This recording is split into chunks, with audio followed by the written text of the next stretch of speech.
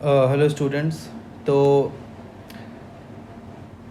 Last lecture में 10th का जो मैंने फर्स्ट वीडियो रिकॉर्ड किया था फिज़िक्स का, उसमें मैंने आपको बताया था कि लास्ट में आपको बताया था कि किस तरह से कुछ इलेक्ट्रिक चार्ज जो होते हैं वो एक दूसरे को रिपल्शन होता है दोनों के बीच, या फिर अट्रैक्शन होता है। और उसके बाद मैंने आपको बताया था कि कुलम्ब्स लॉ क्या होता है ना। इन चीज़ों के बारे में आपको मैंने बताया था। तो आज चलिए स्टार्ट करते हैं। आज मैं स्टार्ट करूँगा कि इलेक्ट्रिक फील्ड क्या होता है ना। स्टार्ट करूँगा कि इलेक्ट्रिक फील्ड क्या होता है, फिर मैं बताऊँगा कि इलेक्ट्रिक पोटेंशियल क्या होता है, पोटेंशियल डिफरेंस क्या होता है, और फिर हम लोग इलेक्ट्रिक करंट तक भी जाएंगे कि करंट क्या होता है। इन चीज़ों के बारे में डिस्कस करेंगे, ठीक है। तो चलिए शुरू करते हैं। तो जो पहली चीज़ है वो है electric field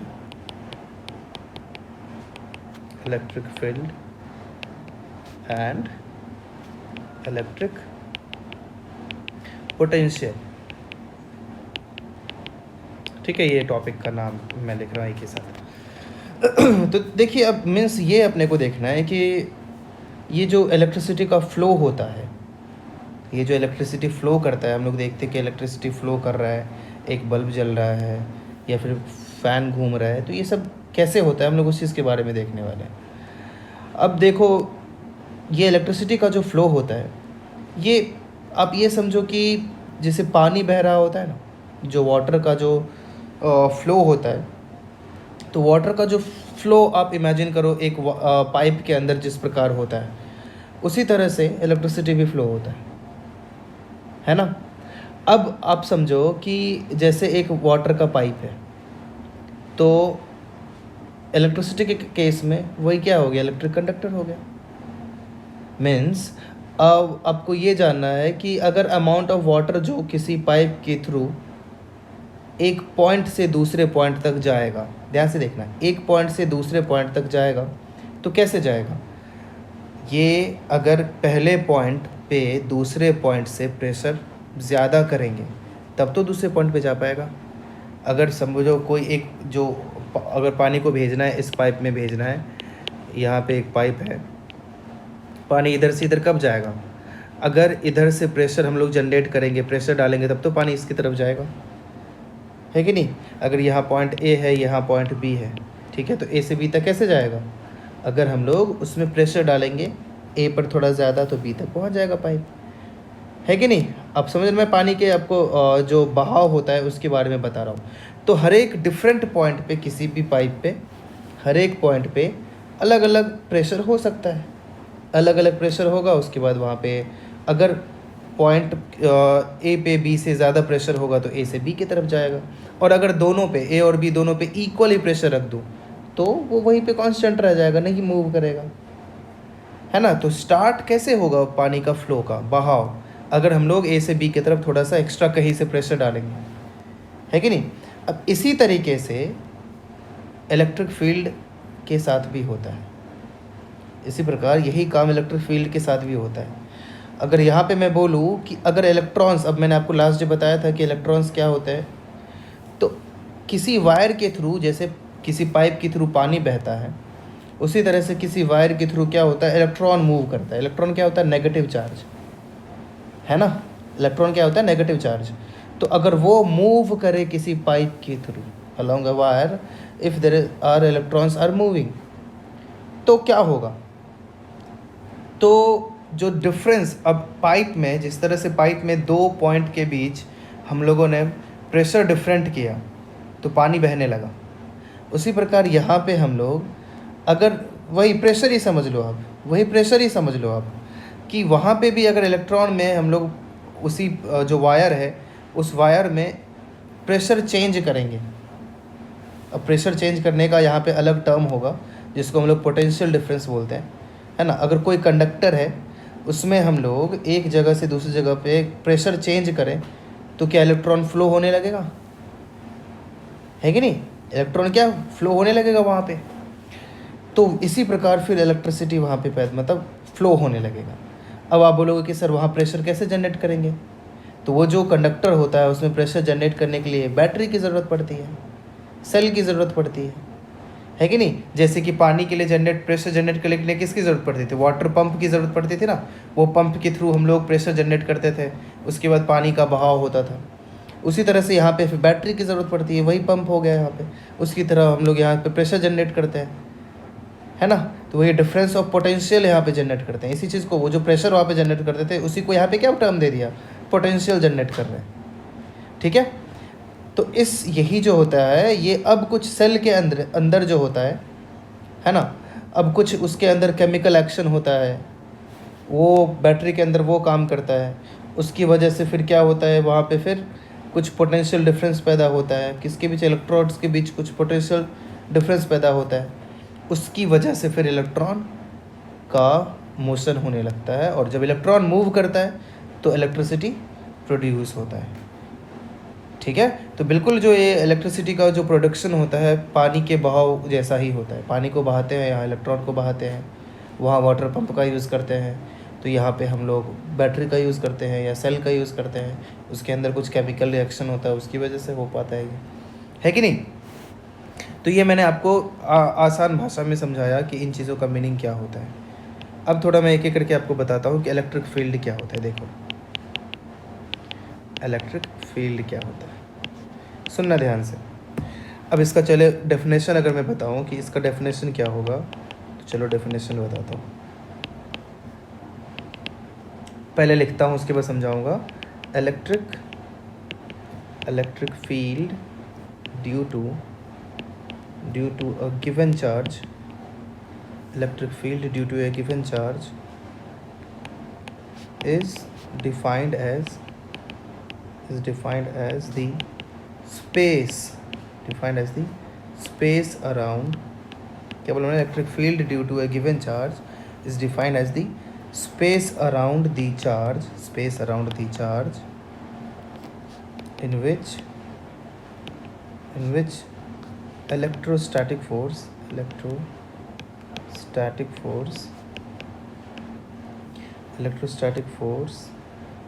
of attraction or repulsion due to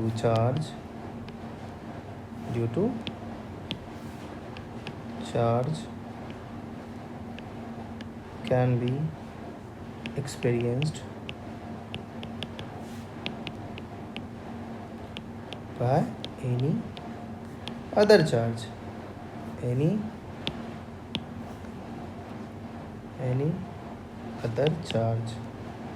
ठीक है। if a test charge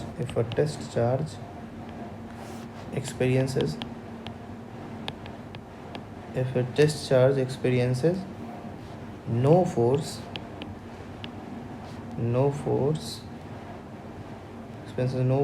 at a point,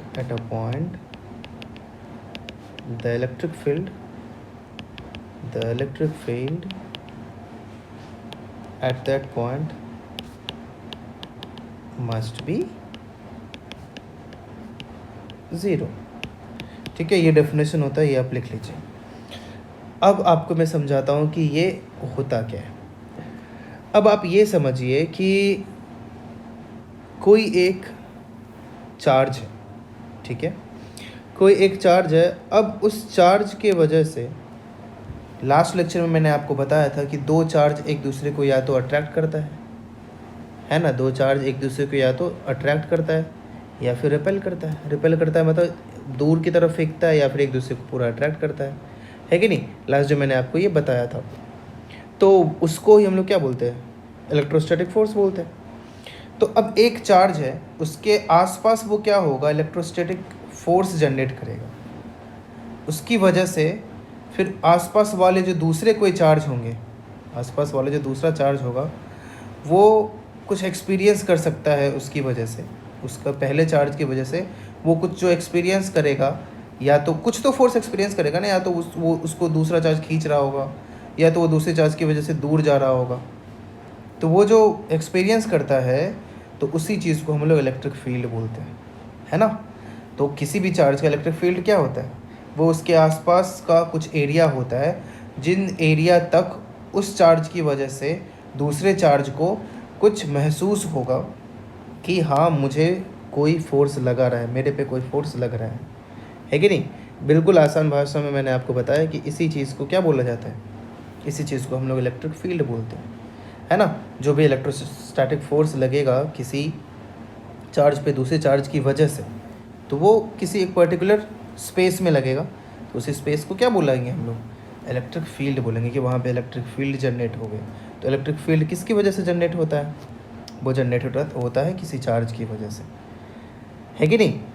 अब आगे हम लोग देखते हैं कि इसमें कुछ फॉर्मूला होता है या नहीं होता है। तो मैं आपको बता दूं कि इसका एक छोटा सा फॉर्मूला होता है कि इफ़ कोई फोर्स है F, ठीक है, पहले मैं बोल देता हूँ, कोई फोर्स है F लग रहा है किसी चार्ज पे, कोई चार्ज है मान लो Q चार्ज है, कोई एक चार्ज है Q किसी पॉइंट पे रखा हुआ, तो उस पर जो इलेक्ट्रिक फील्ड का इंटेंसिटी होगा, उस पर जो इलेक्ट्रिक फील्ड का इंटेंसिटी होगा उसको हम लोग E से रिप्रेजेंट करेंगे।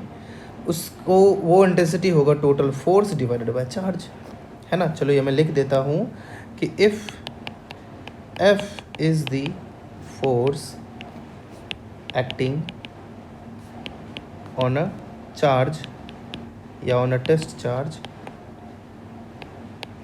प्लस Q, अब चार्ज पॉजिटिव नेगेटिव दोनों होता है, मैंने आपको बताया था, at any point then electric field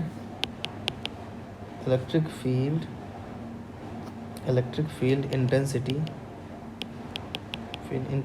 at this point is given by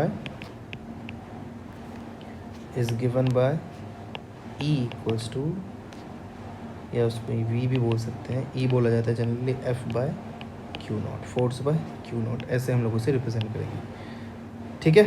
अब सवाल उठता है कि सर आप ये बताइए कि जो इलेक्ट्रिक फील्ड होता है ये कौन सा क्वांटिटी होता है, स्केलर क्वांटिटी होता है, वेक्टर क्वांटिटी होता है। तो ये एक वेक्टर क्वांटिटी मीन्स होता है, मीन्स इसका कुछ डायरेक्शन होता है ना, इसका कुछ डायरेक्शन होता है, तो इसको क्या बोलते हैं, वेक्टर क्वांटिटी बोलते हैं। तो आप लोग खुद भी इसका यूनिट भी बता सकते हो, इसका यूनिट क्या होगा, यूनिट ऑफ इलेक्ट्रिक फील्ड क्या होगा, इलेक्ट्रिक फील्ड इज, अब देखो यहाँ फोर्स का क्या होता है न्यूटन, डिवाइड बाय चार्ज है न्यूटन, तो चार्ज का क्या होता है कूलम, तो न्यूटन पर कूलम, क्या हो गया न्यूटन पर कूलम, ये हो जाता है इलेक्ट्रिक फील्ड। इसका डेफिनेशन मैंने आपको बताया, थोड़ा सा समझाया भी कि इलेक्ट्रिक फील्ड होता क्या है, एक छोटा सा फॉर्मूला बताया, वो अब अभी आप देखिए, अभी आप रखिए अपने पास, बहुत डिटेल में इस पर बाद में डिस्कशन होता है। आगे बढ़ते हैं हम लोग, देखते हैं इलेक्ट्रिक पोटेंशियल क्या होता है, इलेक्ट्रिक पोटेंशियल क्या होता है। अब ध्यान से देखिए ना, इलेक्ट्रिक पोटेंशियल क्या होता है। वैसे मैंने थोड़ा सा पहले आपको बताया था इलेक्ट्रिक पोटेंशियल के बारे में कि जैसे वहाँ पे प्रेशर होता था वैसे यहाँ पे पोटेंशियल होता है। जो वाटर के केस में जब हम लोगों ने प्रेशर को समझा कि वहाँ प्रेशर दिया तो फिर पानी का फ्लो आगे बढ़ा था, तो उसी तरह जब यहाँ पे पोटेंशियल दिया तो फिर इलेक्ट्रॉन आगे बढ़ा था। तो देखो इलेक्ट्रिक पोटेंशियल का अगर आपको प्रॉपर डेफिनेशन चाहिए कि हाँ इसका डेफिनेशन क्या होता है, तो इलेक्ट्रिक पोटेंशियल किसी पॉइंट पे होता है। चलो मैं पहले लिख देता हूँ कि the electric potential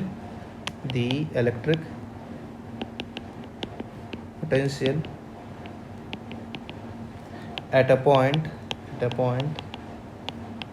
in an electric field is defined as the amount of work done in moving a unit positive charge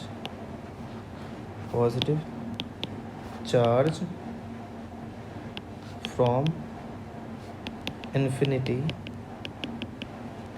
to that point, ठीक है, without acceleration or without change in kinetic energy, के ये लिख दिया मैंने, against the electric force against the electric force due to the electric field। ठीक है, अब देखो इलेक्ट्रिक पोटेंशियल क्या होता है। अब जैसे पहले बेसिक अपने देसी भाषा में मैंने आपको समझा दिया था कि इलेक्ट्रिक पोटेंशियल क्या होता है, उसको अगर प्रॉपर हम लोग फिजिक्स के लैंग्वेज में देखेंगे तो किसी भी इलेक्ट्रिक फील्ड के अंदर, इलेक्ट्रिक फील्ड क्या होता है, एक चार्ज के आसपास का एरिया हम लोग बोल देंगे कि जो स्पेस होता है एक के चार्ज के आसपास जहाँ तक उसका इलेक्ट्रोस्टैटिक फोर्स का इफेक्ट रहता है, उसमें उसके अंदर the amount of work done. अब वर्क डन आपको पता होगा, आपने देखा होगा 9th में वर्क डन क्या होता है। तो amount of work done in moving a unit positive charge, मतलब एक यूनिट पॉजिटिव चार्ज को, यूनिट पॉजिटिव चार्ज समझते हो ना, जैसे 1 कूलम ले लिया तो unit positive 1 coulomb charge, unit positive charge को इन्फिनिटी से किसी पॉइंट तक लाने में। अब उस इलेक्ट्रिक फील्ड में बाहर से समझ लो बहुत दूर से किसी एक पॉइंट को, चार्ज को उस इलेक्ट्रिक फील्ड के अंदर लाने में जो प्रेशर का यूज़ करना पड़ता है ना, मीन्स प्रेशर का यूज़ करना पड़ता है, मीन्स जितना वर्क डन हुआ विदाउट किसी एक्सेलरेशन का या फिर विदाउट किसी काइनेटिक एनर्जी के चेंज में, है ना, मीन्स वो इलेक्ट्रिक फील्ड है। सिंपल सी बात है, देखो वहाँ पे इलेक्ट्रिक फोर्स तो कुछ लग रहा है ना उस चार्ज की वजह से, तो उसके इलेक्ट्रिक फील्ड में किसी बाहर से चार्ज को लाने में कुछ तो काम करना पड़ेगा ना, कुछ तो मेहनत करना पड़ेगा। तो वही जो अमाउंट होता है उस मेहनत का, उस अमाउंट को हम लोग इलेक्ट्रिक पोटेंशियल बोलते हैं। सिंपल लैंग्वेज में हम लोग इस तरह से समझ सकते हैं, है कि नहीं। सिंपल लैंग्वेज में इलेक्ट्रिक पोटेंशियल को मैंने आपको बताया। अब समझो W वर्क डन है, W वर्क डन है टोटल वहाँ से वो करने में, और Q चार्ज है, ठीक है, इन्फिनिटी से कहीं एक पॉइंट पे लाने पे के लिए तो टोटल Q चार्ज को कितना वर्क डन, मैंने बोला W वर्क डन लगा, तो इलेक्ट्रिक पोटेंशियल क्या हो जाएगा, ठीक है। तो इलेक्ट्रिक पोटेंशियल क्या हो जाएगा, तो वापस से जैसे मैंने इससे पहले किया था, क्या किया था, F/Q0 कर दिया था, क्योंकि वैसा कुछ बात हो रहा था वहाँ पे भी, तो यहाँ भी वही कहानी है। तो मैं बोलूँगा if W is the amount of work done, और work done to bring Q charge from infinity to point A of electric field, ठीक है। देन इलेक्ट्रिक पोटेंशियल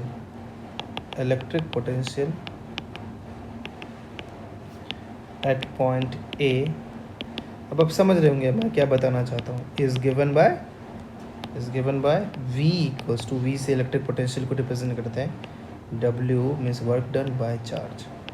समझिए इस चीज़ को, इलेक्ट्रिक पोटेंशियल क्या हो जाएगा, total work done by charge, ठीक है, ये हो जाएगा इलेक्ट्रिक पोटेंशियल। अगर W वर्क डन लगा टोटल इन्फिनिटी से उस पॉइंट तक लाने में, और कितने चार्ज को लाने में, Q चार्ज को लाने में, उसको क्या बोलेंगे हम लोग, इलेक्ट्रिक पोटेंशियल बोलेंगे। बहुत आसान है, अब आप समझ गए होंगे कि अब खुद ही बताओ कि इसका SI यूनिट क्या होता है, इसका SI यूनिट क्या होगा। तो इसका SI यूनिट खुद भी समझते हो, वर्क डन का क्या होता है SI यूनिट, जूल, और चार्ज का क्या होता है, कूलम्ब, तो जूल पर कूलम्ब होता है इलेक्ट्रिक पोटेंशियल का चार्ज, उसी को हम लोग वोल्ट बोल देते हैं।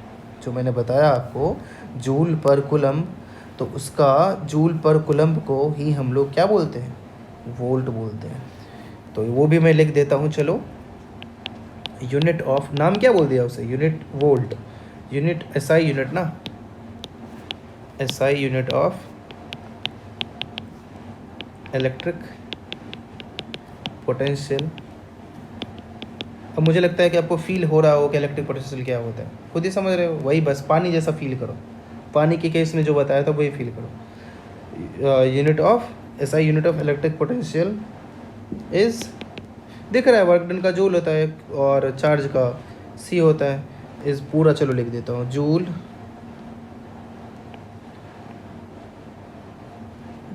पर कूलम्ब मीन्स J पर C, and which is equal to क्या बोलिए, वोल्ट। तो किससे रिप्रेजेंट करेंगे, वी से। अब तुम बोलोगे कि सर तो कितना वोल्ट कितना जूल पर कूलम के इक्वल होगा, तो 1 वोल्ट बराबर 1 जूल पर कूलम होता है ना।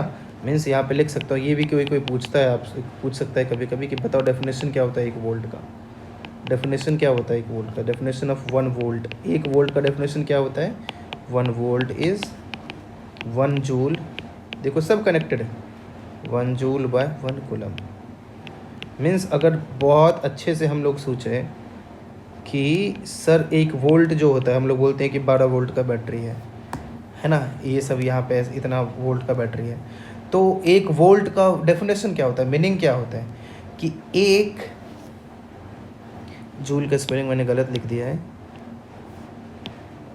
उसका डेफिनेशन मैं बोलूँगा कि 1 जूल अगर काम किया, अब जूल काम करना मतलब क्या होता है, जूल मतलब क्या होता है, वो आपने पढ़ा होगा पहले 9th में पढ़ा होगा कि वर्क डन में जूल किस तरह से निकालते हैं।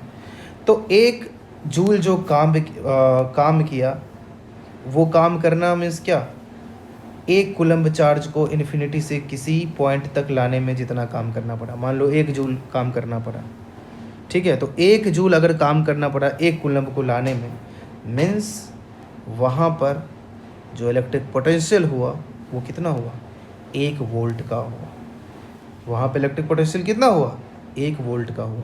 तो 1 वोल्ट का डेफिनेशन क्या होता है, 1 जूल पर 1 कूलम, ऐसे समझेंगे हम लोग, समझ रहे हैं आप बात को। तो मैं लिख सकता हूँ if 1 joule work has been done to bring 1 coulomb from infinity to a point of electric field without charging its kinetic energy, without कुछ भी मतलब कुछ भी इलेक्ट्रिक काइनेटिक एनर्जी में चेंज करने में, so without changing its kinetic energy against electric force. मैंने पहले ही आपको बताया था कि if 1 joule work has been done to bring 1 coulomb from infinity to a point of electric field without changing its kinetic energy against electric force, तो इसको ही क्या बोलेंगे हम लोग, 1 वोल्ट बोलेंगे, ठीक है। अब सवाल उठता है कि सर बताइए पोटेंशियल क्या है, स्केलर क्वांटिटी है कि वेक्टर क्वांटिटी है, तो पोटेंशियल एक स्केलर क्वांटिटी है। पोटेंशियल क्या है वो भी लिख देता हूँ मैं, क्या, potential is a scalar quantity, ये याद रखिए आप लोग, इसका कोई डायरेक्शन नहीं होता है, क्वांटिटी। अब इन्फिनिटी किधर है क्या है कौन जानता है, उधर से ला रहे हैं हम लोग क्या, तो कुछ उसमें डायरेक्शन का कोई सीन ही नहीं दिख रहा है अपने को, तो वही क्या हो गया, एक स्केलर क्वांटिटी हो गया। समझ में आ रहा है आपको। अब आगे बढ़ते हैं। अब आगे का चीज़ होता है कि कोई पोटेंशियल डिफरेंस क्या होता है ना। अब पोटेंशियल डिफरेंस क्या होता है वो देखिए, अब डिफरेंस आ गया मतलब क्या हुआ, अंतर। तो जो पोटेंशियल डिफरेंस होता है बिल्कुल डेफिनेशन भी उसके नाम में ही लिखा हुआ कि the electric potential difference between 2 point in an electric field, किसी भी इलेक्ट्रिक फील्ड में 2 पॉइंट के बीच का जो पोटेंशियल का डिफरेंस होता है, इसको इस तरह से हम लोग डिफाइन करेंगे कि एक पॉइंट है, वहाँ पे कुछ चार्ज है ना, तो उसको वहाँ से उस इलेक्ट्रिक फील्ड में वहाँ से उठा के दूसरे पॉइंट पर ले जाने में जितना काम करना पड़ेगा, एक पॉइंट से उठा के दूसरे पॉइंट तक ले जाने में जितना काम करना पड़ेगा, एक पॉजिटिव चार्ज को उठा के दूसरे पॉइंट पर ले जाने में, विदाउट किसी बाहर के काइनेटिक एनर्जी में चेंज करके, विदाउट किसी एक्सेलरेशन के, विदाउट किसी मतलब कोई भी फोर्स के, तो उसको हम लोग क्या बोलेंगे, पोटेंशियल डिफरेंस बोलेंगे। उसको क्या बोलेंगे, पोटेंशियल डिफरेंस बोलेंगे। तो चलिए मैं आपको लिख देता हूँ इसका डेफिनेशन भी, पोटेंशियल डिफरेंस।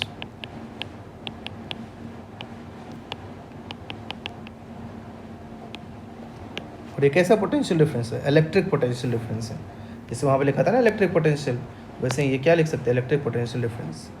तो जैसे आप खुद ही नाम से समझ गएंगे इसका डेफिनेशन, चलिए मैं लिख देता हूँ, the electric potential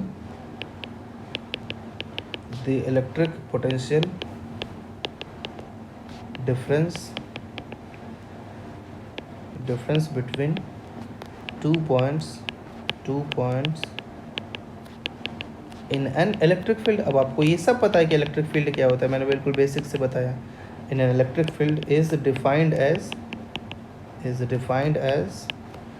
the amount amount of work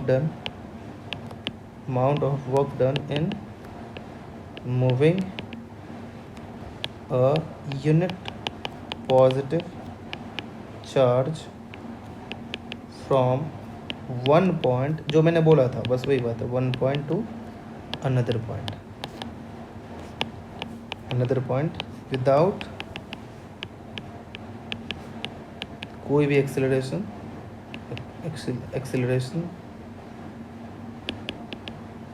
और without a change in kinetic energy. ठीक है, तो अब उसके अलावा और भी यहाँ पे लिख सकते हैं कि अब उसमें वो भी होना चाहिए कि अब इलेक्ट्रिक जो फील्ड था उसके अंदर जो इलेक्ट्रिक फोर्स है उसके अगेंस्ट लाया गया ना, तो ऐसे लिख सकते हो आप, against the electric force due to the electric field, है कि नहीं। इलेक्ट्रिक फील्ड की वजह से जो चेंज आया था, इलेक्ट्रिक फील्ड के में जो इलेक्ट्रिक फोर्स है उसके अगेंस्ट वो काम करना पड़ रहा है ना, कोई फोर्स ऑलरेडी है उसके अगेंस्ट एक पॉइंट से ले उठा के दूसरे पॉइंट तक ले जाने में जितना काम करना पड़ा वही पोटेंशियल डिफरेंस कहलाएगा। अब मान लो 2 पॉइंट था, ये ए पॉइंट है, ये बी पॉइंट है, ए से बी तक लाना पड़ रहा है, उसको बोलेंगे हम लोग V B minus V A, means वहाँ की दोनों का डिफरेंस। सपोज डब्ल्यू काम करना पड़ा तो डब्ल्यू बाई क्यू, वो तो पहले भी लिखा था हम लोगों ने। ये हो गई कहानी। इसका भी जो एसआई यूनिट होगा क्या होगा, इसका भी एसआई यूनिट होगा वोल्ट, इसका भी एसआई यूनिट क्या होगा वोल्ट। अब लिख सकते हो अगेन कि इसका भी एसआई यूनिट क्या होगा वोल्ट। और वोल्ट के बारे में मैंने क्या बताया था, जूल पर कूलम्ब। ठीक है, समझ में आ रहा है आपको। तो ये थी कहानी पूरी किसकी, पोटेंशियल डिफरेंस की। उससे पहले मैंने आपको बताया पोटेंशियल भी, इन चीज़ों के बारे में मैंने आपको बताया। ठीक है, तो आज के लिए इतना ही, फिर इससे आगे हम लोग नेक्स्ट डे मिलते हैं। नेक्स्ट डे और भी मैं डेफिनेशंस बताऊंगा थोड़ा स्टार्टिंग में, और बाद में देखो मैं पूरा डिटेल में डीप में इसीलिए बता रहा हूँ क्योंकि कई बार होता है कि हम लोगों से न्यूमेरिकल सॉल्व होने लगते हैं। क्वेश्चंस में सीधे ही न्यूमेरिकल स्टार्ट कर दूँ, चाहूँ तो अभी मैं कुछ न्यूमेरिकल स्टार्ट कर दूँ और आपसे आराम से क्वेश्चंस होने भी लगे, बट वो चीज़ क्यों हो रहा है, कैसे हो रहा है, उसके पीछे का कारण क्या है, ये सब समझना भी बहुत ज़रूरी होता है। अब हम लोग सीधा डेफिनेशन याद कर लें कि हाँ इलेक्ट्रिक फील्ड ये होता है, सिर्फ हम लोगों ने ये याद रख लिया कि हाँ पोटेंशियल डिफरेंस ये होता है, याद रख लिया हाँ पोटेंशियल डिफरेंस का यूनिट वोल्ट होता है, बट एक्चुअली उसके पीछे की कहानी क्या है ये सब भी थोड़ा सा अगर समझें, थोड़ा भी समझ में आ गया तो अच्छी बात है। तो वही हम लोग धीरे धीरे पढ़ेंगे, आराम से पढ़ेंगे और ज़्यादा अच्छे से पढ़ेंगे। ठीक है, तो नेक्स्ट डे मैं आपको बताऊंगा फिर कि इलेक्ट्रिक करंट कैसे होता है, इलेक्ट्रिक करंट कैसे पैदा होता है, कि क्या ऐसा मोशन में चेंज होता है, किस वजह से करंट पैदा होने लगता है, उस चीज़ के बारे में हम लोग देखेंगे। उसको भी आप पानी की तरह समझ सकते हो, मैंने आपको हिंट दे दिया कि पानी की तरह समझते हो, कैसे जैसे फ्लो होने लगता है ना, उसी प्रकार इलेक्ट्रिक करंट भी फ्लो होने लगता है। और वही कहानी रहती है कि प्रेशर डालते हैं, मीन्स वहाँ पे प्रेशर का चेंज होता है तो फिर क्या पानी फ्लो होते रहता है। उसी प्रकार यहाँ भी कुछ वोल्ट में चेंज आता है। अब वोल्ट में चेंज मतलब क्या, पोटेंशियल में चेंज आता है, पोटेंशियल डिफरेंस में चेंज आता है, एक पॉइंट से दूसरे पॉइंट में ले जाने में क्या, वही तो पोटेंशियल होता है ना। उसमें अगर चेंज आता है, और वो चेंज किधर आता है, वायर में आता है, वहाँ पे इलेक्ट्रॉन्स को जो फ्लो करवाते हैं ज़बरदस्ती हम लोग सेल की वजह से, या जो मैंने स्टार्टिंग में बताया था, तो वहाँ पे फिर इलेक्ट्रिक करंट पैदा होता है। मैंने आधा मतलब तो आपको लगभग बता ही दिया है, उसके मैं थोड़ा सा आगे और भी एक्सप्लेन करूँगा, और उसका डेफिनेशन भी प्रॉपर मैं लिखूँगा, फिर कुछ फॉर्मूला देखेंगे, फिर और भी एग्जाम्पल देखेंगे। ठीक है, तो फिर उसके नेक्स्ट डे हम लोग फिर आपको स्टार्ट कर देंगे न्यूमेरिकल में क्या होगा, इलेक्ट्रिक कुछ सर्किट्स होंगे, ओम्स लॉ होगा, रेसिस्टेंस होगा, इन चीज़ों के बारे में फिर हम लोग डिस्कस करेंगे। फिर अच्छे से हम सर्किट जब देखने लगेंगे तो मस्त अच्छे बहुत ही इंटरेस्टिंग न्यूमेरिकल्स आएंगे जो आगे बहुत काम आता है। आगे काम आता है मीन्स जब आप कॉलेज में भी जाओगे तो कॉलेज में भी उस पर एक अलग से सर्किट थ्योरी चैप्टर ही होता है, अलग से एक सब्जेक्ट आपका आ जाएगा सर्किट थ्योरी, और उसके अंदर पूरे सर्किट के बारे में सीखते हैं हम लोग। मीन्स अगर आपने इलेक्ट्रॉनिक्स कम्युनिकेशन या इलेक्ट्रिसिटी इलेक्ट्रिक वाला फील्ड आपका रहा तो ठीक है। आज बहुत बातें हुई, और बाकी अच्छा लग रहा है, आप लोग इसी तरह स्टडी करते रहिए। बाकी जो भी स्टूडेंट हैं, बाहर के स्टूडेंट हैं या सीताराम बाल विद्या निकेतन के स्टूडेंट्स हैं, जो भी हैं, आप स्टडी करते रहिए, हमारे साथ बने रहिए। हम आपको इसी तरह से और भी धीरे धीरे हम लोग भी नई नई चीज़ें करते रहेंगे और आपको बहुत मदद करते रहेंगे, ठीक है। और इसी प्रकार आप बाकी सब्जेक्ट्स भी देखिए, बाकी सब्जेक्ट्स में भी उतना ही ध्यान देना है, ओके। तो चैनल को सब्सक्राइब अगर आपने नहीं किया है तो प्लीज़ सब्सक्राइब कीजिए, वीडियोस को लाइक करते रहिए। हम लोगों को भी अच्छा लगता है, आप ये समझिए ना, हम लोगों ने इतना मेहनत किया और बदले में थोड़ा अगर हम लोगों को सपोर्ट मिल जाए तो और अच्छा लगेगा ना, आप ही समझिए। तो थोड़ा और अप्रिसिएशन मिलता है, अप्रिशिएट करता है कोई तो और अच्छा लगता है। तो आपको करते रहिए, हम लोगों को भी अच्छा लगते रहेगा और हम लोग इसी तरह आप लोगों को और भी सिखाते रहेंगे। तो चलिए बाय, नेक्स्ट डे मिलते हैं, थैंक यू।